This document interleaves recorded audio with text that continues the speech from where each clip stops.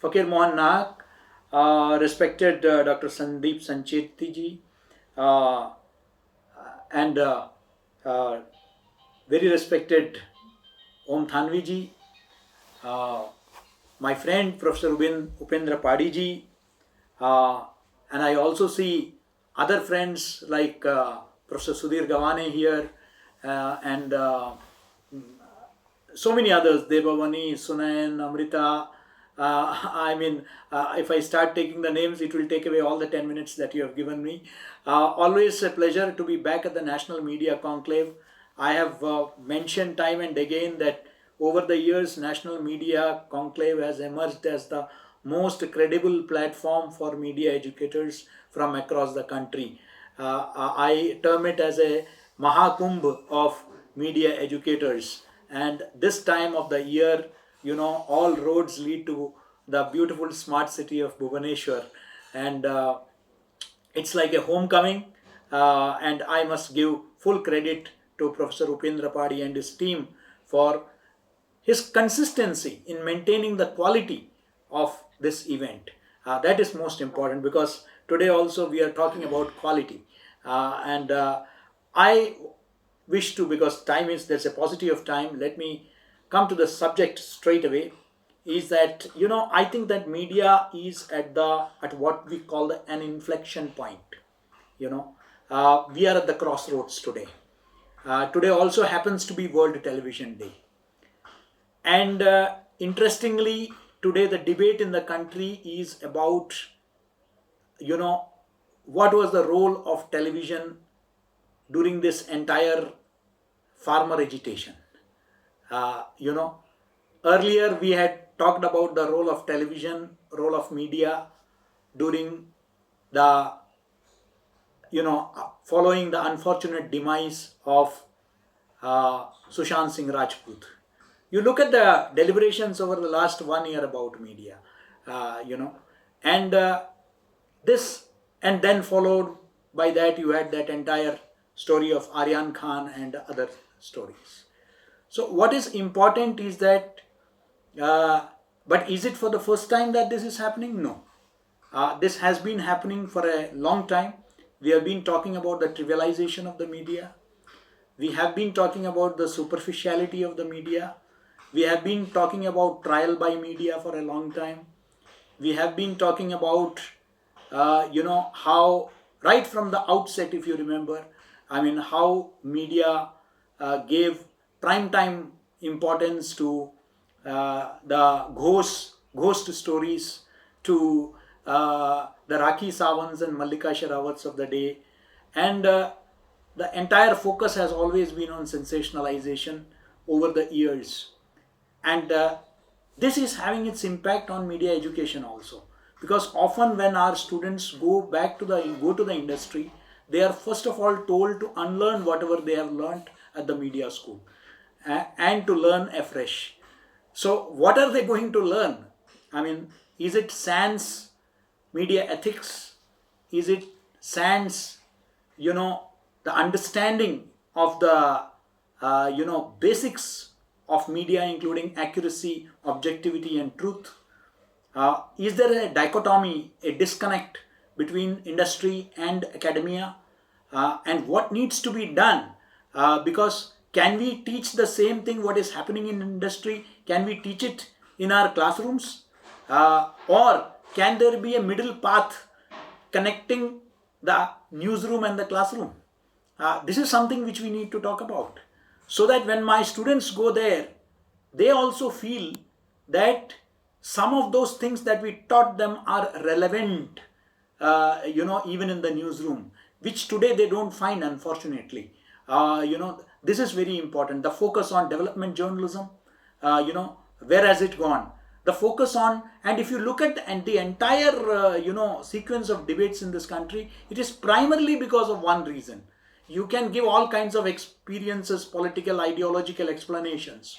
But I believe, as a hardcore journalist who has, worked in the field across the world, I can say that it is our, alienation from the ground, ground zero, ground reporting. We have lost ground reporting, we have today become desktop journalists. We are doing desktop journalism, we are doing handout journalism. We are not going into the field. We are just sitting in the comforts of our ivory towers and looking at things, sitting in our, and also in our cocoon. We are all in echo chambers, where we love to listen to our own voice. We are not coming out listening to other voices. You know, in a democracy, there are many voices which we need to listen to. And that's the beauty of the democracy.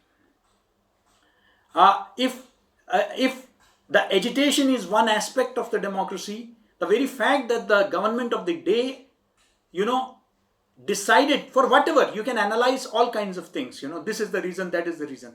But this withdrawal can only happen in a democracy. This is also a reality, which also we need to, factor in. That the will of the people, as the Latin proverb goes, that vox Dei, vo pop, vo pop, vo Dei. The voice of the people is the voice of God.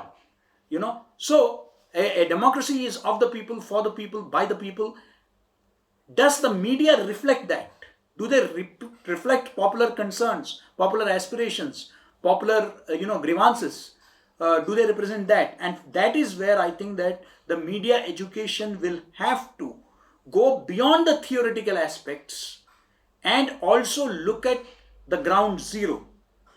We have to ask. I often ask my PhD students, when they come for interview, I ask them that, do you want to do a PhD or do you want to do research? There's a fundamental difference between the two, between doing PhD and doing research. Now, what is the objective of doing research? What are the aspects that you are going to do research? The massive technological changes are happening. No doubt about it. These technological changes need to be factored in. The fact is that even a 5-year-old child and a 95-year-old man, they are all today factoring in, they are all getting used to the new media technologies. But the question is that, are we grooming technocrats in our new classrooms, or are we grooming journalists in our classrooms? So the focus has to be on content. The focus has to be on storytelling. And for good storytelling, you need research. You need to go deep into data. You need to do data mining.